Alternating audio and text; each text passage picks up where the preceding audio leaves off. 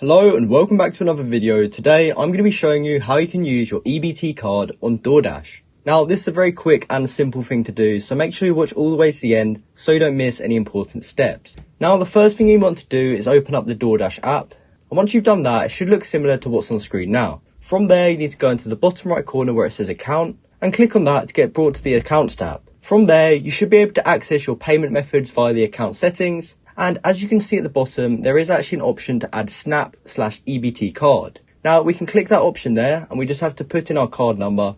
And once we've done that, we can go to the top right corner and click save. And then we can start shopping for eligible grocery items. So you want to look for stores and items with the Snap label. And when shopping, you can also filter it by Snap eligible items.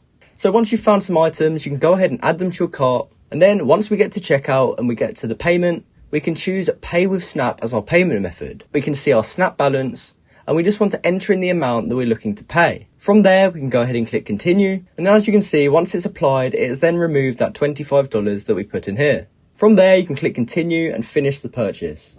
So that's how you can use your EBT card on Doordash. I hope you found this video helpful, and if you did, please comment down below to say this video helped you out and like and subscribe for more content like this. Thanks for watching.